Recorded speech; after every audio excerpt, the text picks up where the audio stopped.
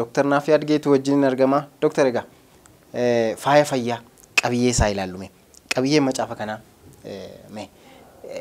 akkamittidha kan inni hundaa'e? Okay. Galatoomi qabiyyeen kitaaba kanaa waan baay'ee kaasuudhaaf yaalleerra.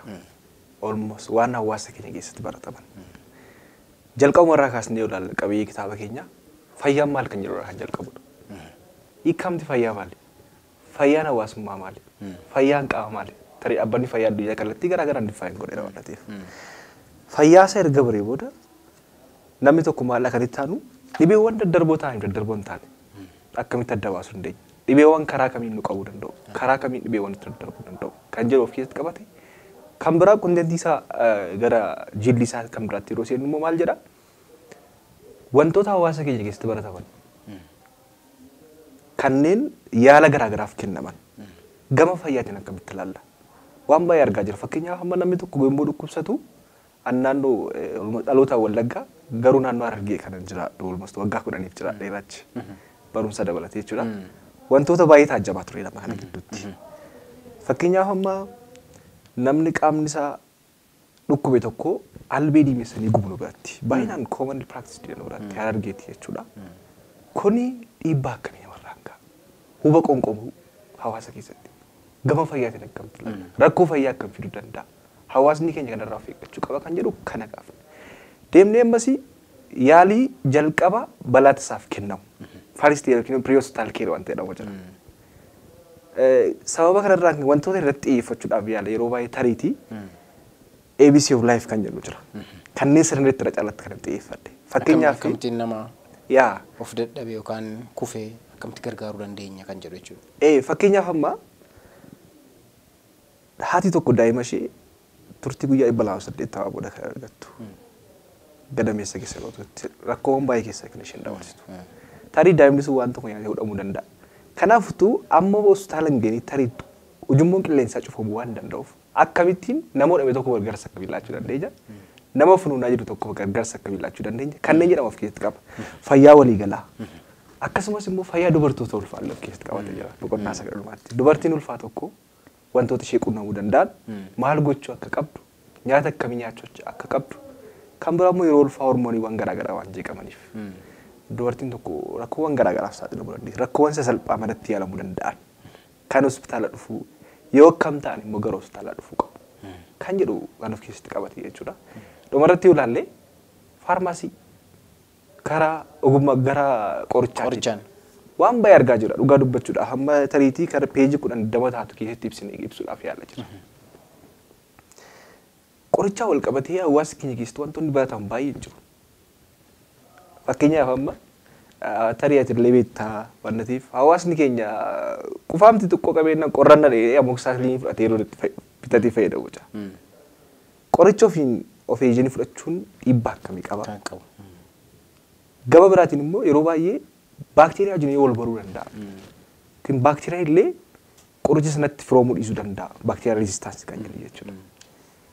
Gama biraatiin haadholii ulfaaf qoricha, daa'immaniif qoricha, qorichi summiidha. Side effect hojjennu maal jechuudha.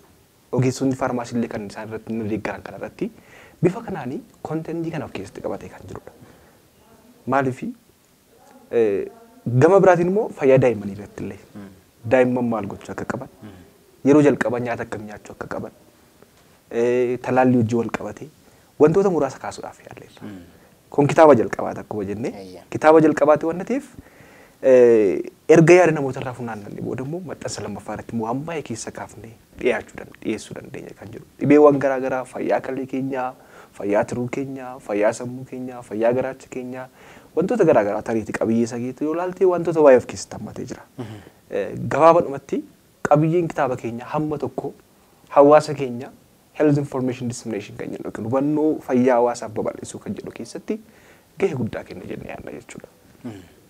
Kanaafuu fayyaa keessatti wantoonni barataman baay'een isaa disiipiliinii meedisinii keessatti barataman baay'een isaa akka uummata keenyaaf galutti gabaabaatti taa'ee jira jechuudha macaafa kana keessa. Gabaabsinee keenya jira baay'inaan hawaasni kamiyyuu akka hubachuu danda'utti kan qophaa'e. Maaliif tariitii more deeply molecular biology kan jennu isa keessa yoo seennate hawaasni hubachuu dhiisuu danda'a.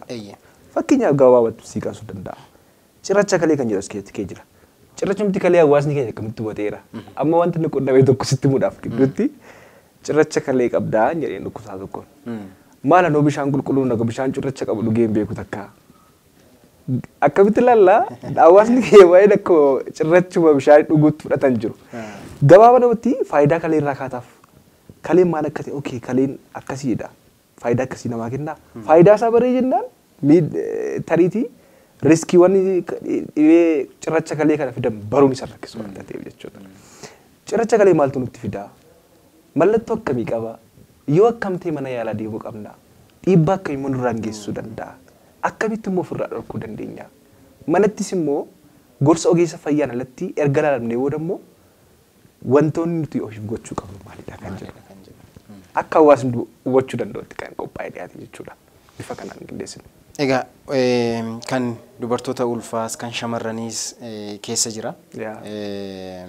Keessumaa mee dubartiin tokko ulfaa'uuf yoo karoorfatte yookaan yeroo ulfaa maal gochuu qabdi yookaan hin qabdu kan jedhu irraa tokko tokkoon kaasaman. Inni jalqabaa tamboo aarsuu yookaan dhugaatii alkoolii dhuguu hin qabdu jedha.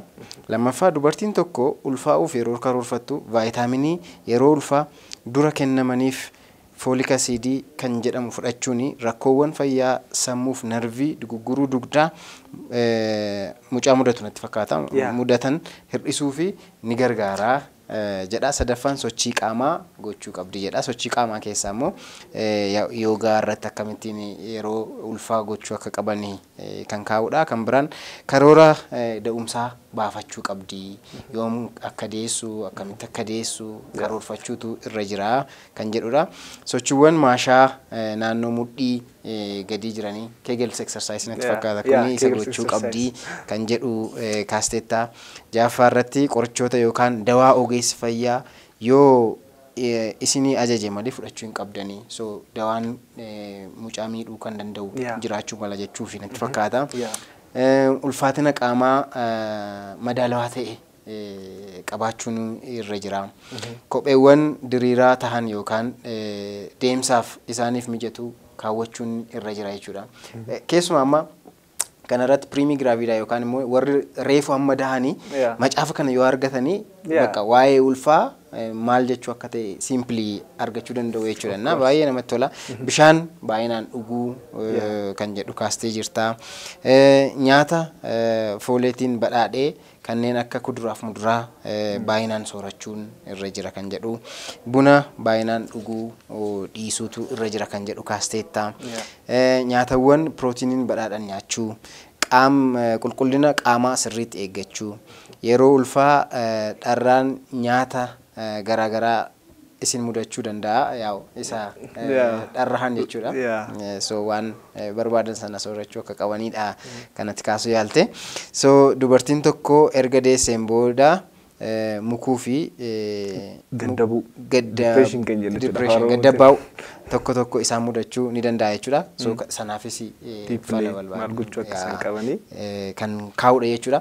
Egaa baay'ee namatti tola. Baay'ee macaafa kana keessaa muraasa isiniif kaasnee waa'ee dubartootaas waa'ee dhukkuba keessoos waa'ee dhukkuboota ariifachiisoos kana keessatti argachuu dandeenya jechuudha. Faaya fayyaa egaa namoonni akka isaan argatanii fi mee macaaficha irratti wanti fiidbaakiin namoonni sii kennan maal fakkaata?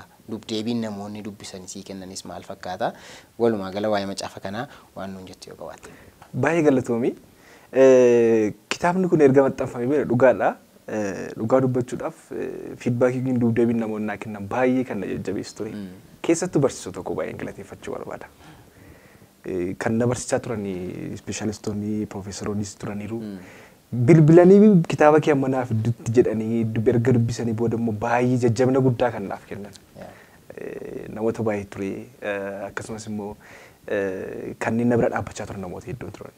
Fiidbaakiin jiru baay'ee namatti tola. Hawaasni kan si dhibu namoonni biyya keessa hin jiraanne illee Ameerikaa irraas, Awustiraaliyaa irraas, kitaaba keenya nagaafachaa jiru. Kitaabni kun balaliira muraasni iddoo muraasatti.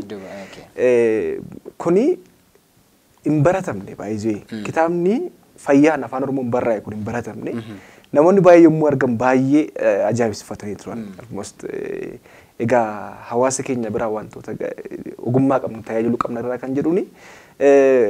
Namoonni baay'eenis immoo hawaasnis immoo baay'ee dubbisaa jiru. Erga dubbisanii booda kanneen baay'ee isaanii kan qoosan jiru. Erga kitaaba kana dubbisee booda ani dooktaruuf hin jedha.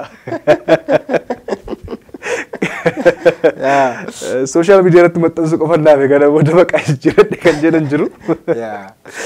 Kan immoo turtii waggaa 7 yuunivarsiitii kee turuu narraa salphiftee ji'uma tokko gidduutti dooktara ta'ee waan jedhus jiru.